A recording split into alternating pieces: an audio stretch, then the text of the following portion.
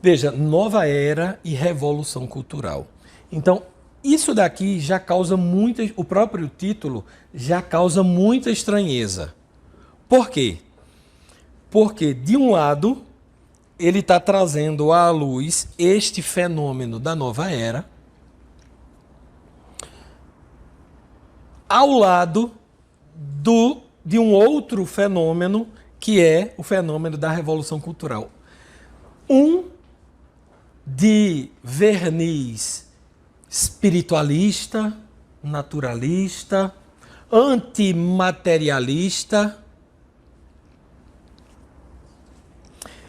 ao lado de um que é materialista, marxista. Tal. Porra, o que é isso? E ele diz, essa galera é tudo a mesma coisa. Então o pessoal diz, como é que é isso? Como pode um negócio, coisas tão, aparentemente tão antagônicas, serem tratadas como espécie de mães siamesas? Isso já é muito assim, esquisito. Muito estranho para quem está olhando de longe, não é?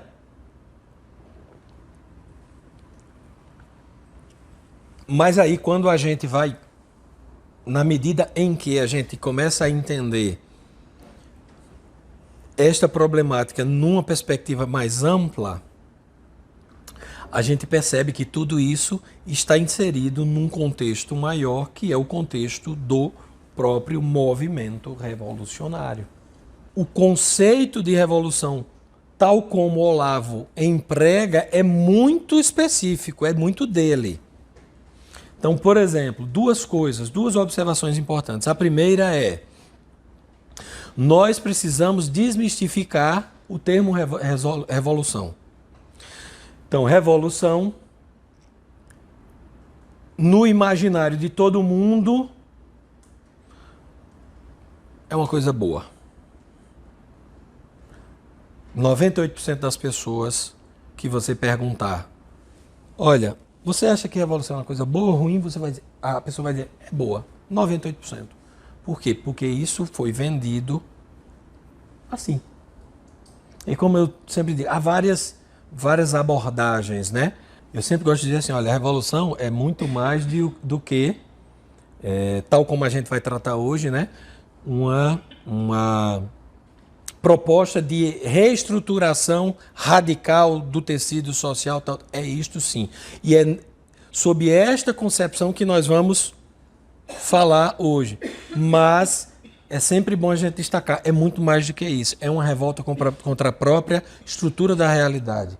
É uma revolta contra o próprio ser das coisas. É uma revolta muito mais profunda. E a gente vai falar um pouco, vai começar a ressaltar um pouco este aspecto que eu estou colocando agora, para depois vir para um aspecto mais superficial, que é este aspecto da transformação social. Mas a ideia da transformação social, ela se embasa numa ideia mais profunda.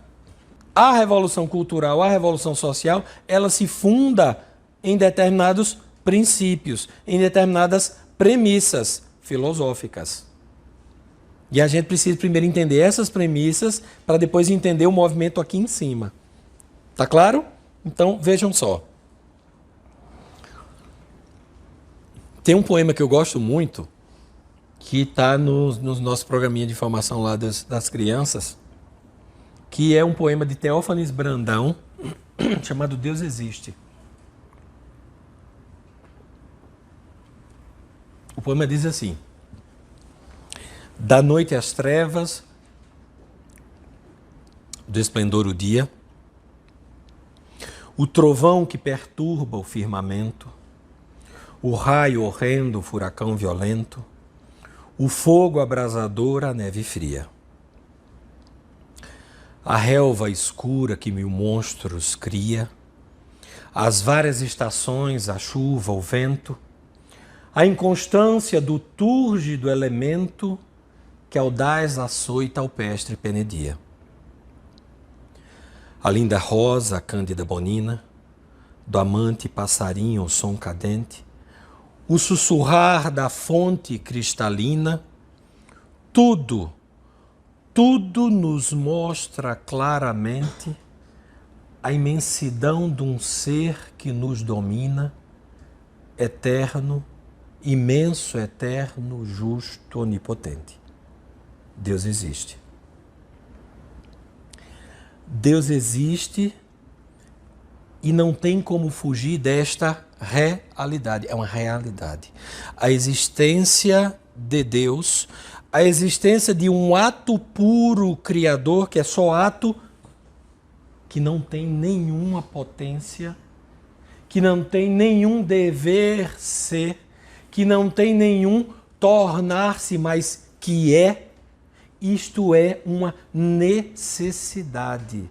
E não é uma verdade de fé. Isso é absolutamente demonstrável racionalmente. Ponto. Isso é o que a igreja defende há 2000 anos. A ideia de Deus é plenamente demonstrável. É uma necessidade. Não há como fugir da realidade de um ato puro criador. Deus existe.